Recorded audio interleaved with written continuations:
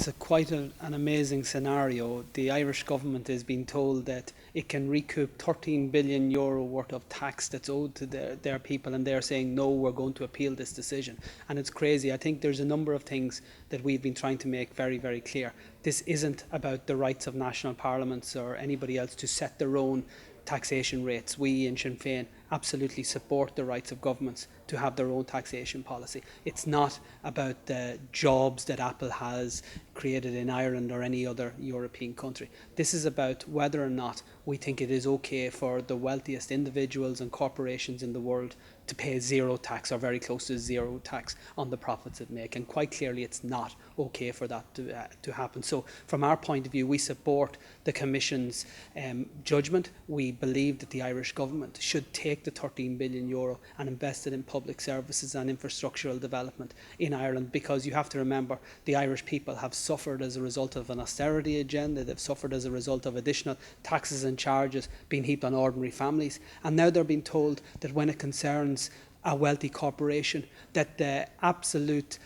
force of the entire state will be used to protect this corporation in a way that was never put in place for ordinary families in Ireland or anywhere else in the countries that have been suffering through bailouts.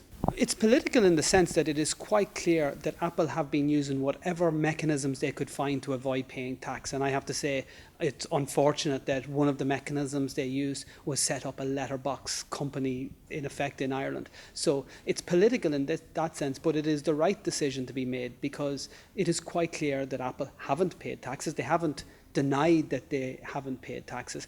They've been the subject of hearings in the US Congress. They've been the subject of an investigation now by the European Commission. Anybody who has looked independently at Apple's operation can see quite clearly that this company and many others like it have been doing whatever they can to avoid paying their fair share of tax. And this has all been happening at a time when the ordinary people of Europe have been suffering as a result of an austerity agenda. And it's quite ironic to me that Irish governments, whenever the European Commission have said you have to heap €64 billion worth of private bank debt on ordinary people, they said that's okay. Whenever they said you have to impose additional taxes on water charges and property taxes on top of ordinary families, they said that's okay. But as soon as the European Commission said you have to actually tax a wealthy corporation, the second wealthiest corporation in the world, they say no, this is about sovereignty and this is about protecting jobs. It has nothing to do with sovereignty. It has nothing to do with protection jobs. This is protecting tax avoidance on a grandest possible scheme. So